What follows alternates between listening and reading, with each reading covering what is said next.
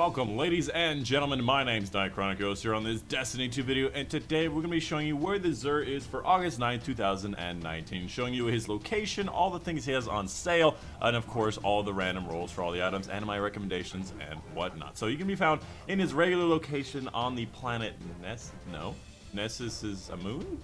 I don't know what Nessus is, actually. I forget where Nessus is. But Nessus, the celestial body, you can be found here in Watcher's Grave. Just teleport here, make your way onto the giant gold barge. You really can't miss it. If you miss it, I'm sorry. You're gonna have to click on a different video.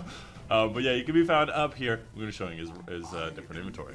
Anyways, this is going to be a high overview of everything he's got from Colony, Feedback Fence, GALANORs, and the Chromatic Fire and all that whatnot. So let's go ahead and get started with the Colony. Let me just, wow, I have like 3 ornaments for this thing. I didn't realize I had so many ornaments. The Colony is a very special grenade launcher. It used to be the best heavy in Crucible. Basically, the weapon's grenades have insectoid robots that chase down targets and explode close to them. On top of that, it's auto-loading. So it'll quickly repopulate the magazine from reserves when it's unequipped. So it's just auto-loading when you're not equipped. And whatnot. So the cool thing about this is you fire at the ground and the little robots literally just run at the enemy. And it used to be really nice in Crucible. You fire 2 of them, it almost always got a kill. Fire 1 of them, switch weapons, pop 1 shot in the guy. It was actually a lot of them. You get the Catalyst in the Crucible, in case you're wondering. You can actually do the Catalyst throughout PvE. It's just getting kills and whatnot. So I think I do actually have the Catalyst.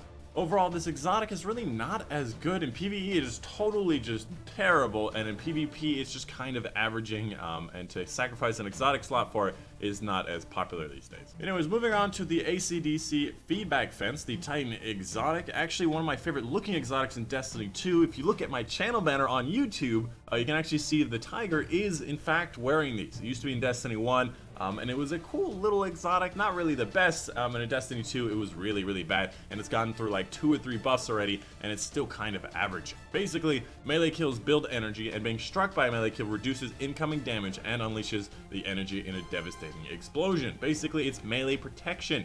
Now, something they did change in the last time they updated it is that melee attacks reduce any incoming damage, and that's the cool part about it. So if you're getting hit by melees, you reduce all of the damage, and that's kind of cool. Great synergy with momentum transfer here, reducing grenade cooldown with melee because it is melee focused, and then these 2 are really nice to have. Overall, above average roll for an exotic that's kind of average. Oh, dude! Okay, this exotic actually colors pretty cool. Oh! Double enhance. Alright, moving over to the Shards of GALANOR, one of the more popular hunter exotics. Not a lot of people like it as much these days, but in my opinion, it is still like top 5 hunter exotics for sure. Basically, hits and kills with Blade Barrage return super energy when the super ends. Now, this used to be really powerful. If you just threw it all into one boss and got like maybe 1 kill, you were able to get your full super back. It was pretty powerful, and they have nerfed it a few months ago with one of the patches with Opulence, but in my opinion it's still really nice to have because you still are getting super energy back, and that is still something that is very powerful, and a big part of the hunter kit is going to be a dependence on their supers. As far as your roll goes, you have 2 enhanced perk, 1 for impact induction for melee to your grenade back, and 1 for enhanced hand cannon loader, just speed of hand cannon, which is really nice to have, and both of these are really nice to have in both PvE and PvP. Overall, a very above average roll for an above average exotic for sure. And of course there is an ornament, but I just don't have it. And then finally, the Warlock exotic Chromatic Fire, probably one of the exotics I was looking for to get the most out of any of the Forsaken exotics, and it is the last exotic I got from Forsaken. Basically, precision kills with a kinetic weapon create an explosion of the element of your equipped subclass. Basically, it adds Dragonfly of your equipped subclass to any of your kinetic weapons. That being said, there's only 1 kinetic weapon that causes explosions from kills, and that's going to be Ace of Spades. If you use this in conjunction with Ace of Spades, you'll have double explosions, and I gotta say, it is a lot of fun to do. Although it is kind of a weak neutral game, it is still just a lot of fun. So if you're just bored, equip this thing and you'll just have a couple of different fun engagements with the enemy. As far as your roll goes, unflinching hand cannon aim works great with the Ace of Spades synergy. Unflinching sniper rifle is always nice to have. Unflinching fusion rifle for Jotun stuff and Crucible. All 3 of these are great for Crucible stuff.